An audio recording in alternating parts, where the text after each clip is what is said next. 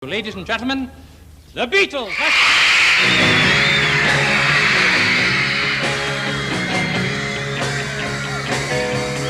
Oh yeah, I'll tell you something I think you'll understand when I say that something.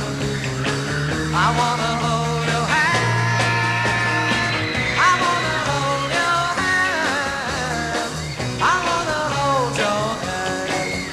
Oh please, say to me, you let me be your man. And please, say to me, you let me hold your hand, you let me hold your hand, I wanna hold your hand.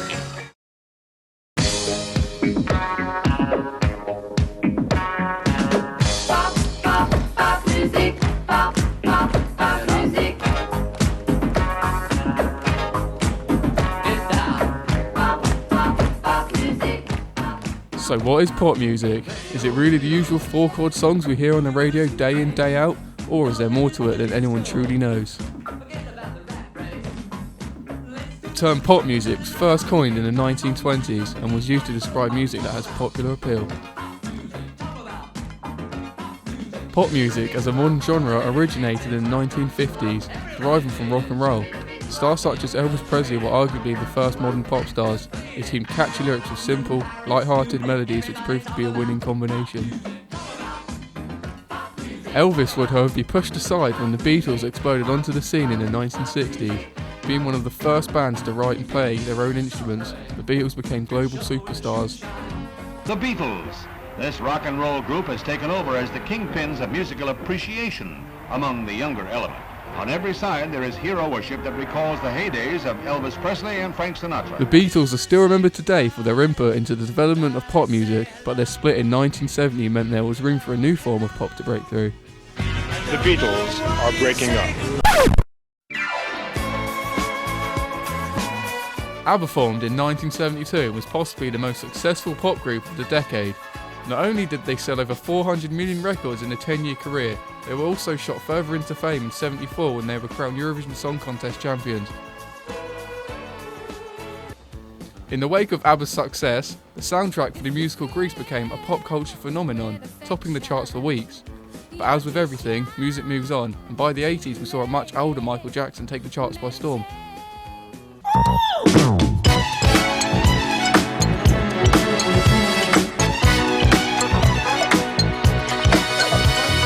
His 1982 album Thriller is the best-selling album of all time, with classic hits such as Billie Jean, Beat It and Thriller. Other top sellers like Bad and Man in the Mirror earned Michael Jackson his title as the King of Pop and global heartbreak for his passing in June 2009. Shocking news from Los Angeles tonight. NBC News has confirmed pop superstar Michael Jackson is dead at the age of 50. It only takes a minute, girl.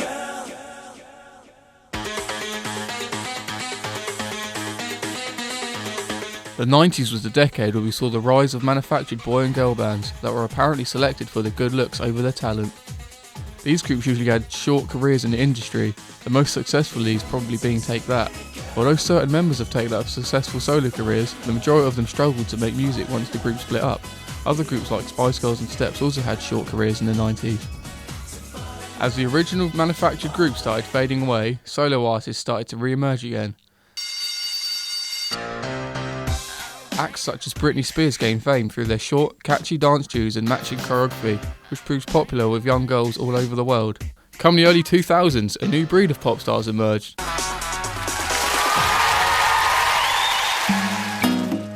Talent show Pop Idol was introduced in 2001 and ran into 2003. After Pop Idol, a number of new talent shows were released such as X Factor and Britain's Got Talent, which followed the same formula as its predecessor, producing multiple number one hits throughout the late 10s and early teens.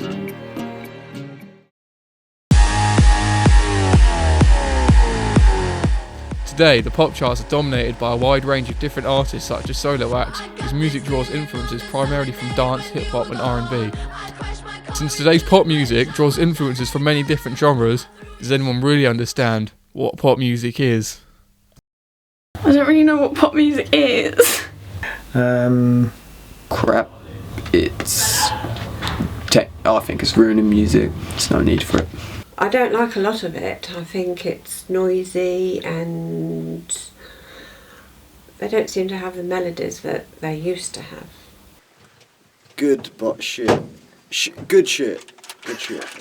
Well, at my age, I suppose I can't relate to a lot of the modern music. You do get the occasional like good tune, but like essentially it is just crap, isn't it? It's not even that cheesy, really. It's just like a bit embarrassing for everyone involved. There is a difference between pop and popular music. However, it seems as though some of us assume they are the same thing. I would have classified it all as much the same. So, no, if they are different, I wasn't particularly aware of that. No, to be honest, no. I would have said they're one and the same. Pop music can really mean it's like a certain genre. Not really. I couldn't define it specifically. I'd ask somebody more clearly who probably is a bit younger than me. Popular music it can cover a wide spectrum of something that you love, which is music from musicals and that's popular. Cheesy stuff, and then popular music is just what's popular at the time, right? Is that right? Let's get ready to rumble! Let's get ready to rumble! Watch us wreck the mic, watch us wreck the mic, watch us wreck the mic. Psych! Pop music versus popular music. Pop music is an actual genre of music, like metal and hip hop would be. It is an eclectic genre, drawing influences from many different styles of music. It is defined by the songs, which are generally of short length, written in a basic verse-chorus-verse composition with catchy hooks. One Direction, who met through the X Factor, have become one of the planet's biggest pop groups.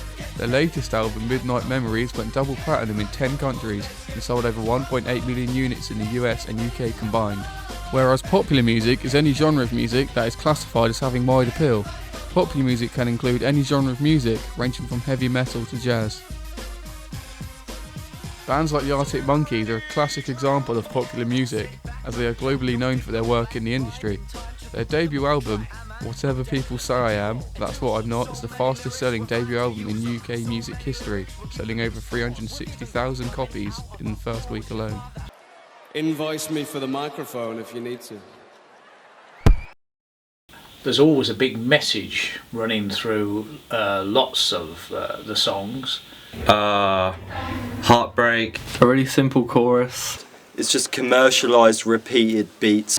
Devastation. Happy experiences. Maybe in a different key, but basically the same beat on top of the same track. Happiness. Somebody that they love. A cheesy riff or like beat. Sadness. I know, everything you get in an indie song, just more catchy. What's that? What's a 4-chord song, Benny? Well, if you want all the greatest hits from the past 40 years, just use 4 chords. Same 4 chords for every song. It's dead simple to write a pop hit. Just 4? Yeah, these 4. Here.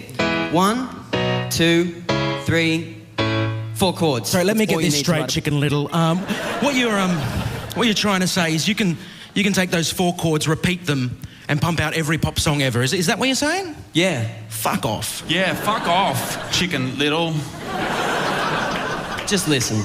Do you recognise this? Yeah, that is Don't Stop Believing by Journey. It's a great song. Very original There's a few more that song. fit. Check it out. My life is brilliant, my love is pure. I saw an angel, of that I'm sure. Well, that's just 2 songs that are similar. That's not a big forever young. 3 I songs. wanna be forever young. I won't hesitate no more, no more. It cannot wait. I'm yours. Axis of Awesome are an Australian band that satirises today's pop music by creating a medley of famous songs using only 4 chords. The idea is to entertain audiences by showing them that the majority of pop songs follow the same structure. The band are now known worldwide for their humorous and amusing take on pop music.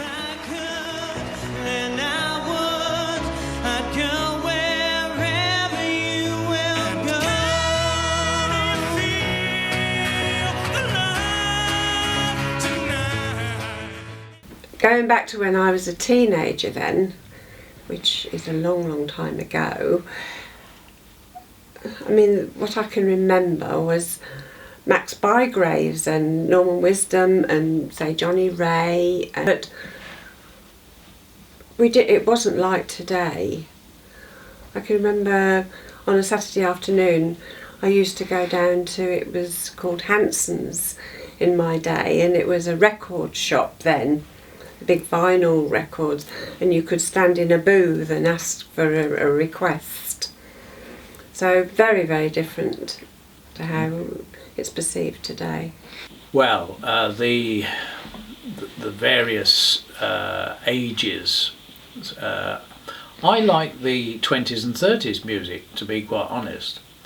It had got quite a beat to the 20s music, and then we had the war period, so you got a different flavour. So the different decades bring a different sound. I guess when I was younger, was things like ABBA and Wet Wet Wet. So I guess there's a bigger variety of artists perhaps now than there was when I was younger. There's more variety, for sure. A lot more variety. When I was younger, the main pop tracks I remember is that blue song. Like, I'm blue, da-bo-dee, da-bo-da. It might seem crazy what I'm about to say. Sunshine, she's here, you can take a break. Pop music. Some people love it, some people hate it. Emerging decades ago from rock and roll, it instantly captured the imagination of its audience, acting as a voice for youth. Through the generations, it has evolved into many different forms, remaining popular since its introduction. You may think of pop music as a blight on the industry, or maybe find inspiration from it, but whatever your feelings, all we know is pop music is an influential, cultural sensation and is here to stay as long as music exists. I've been Harry McEvoy. Thanks for watching. If you feel like that's what you want to do.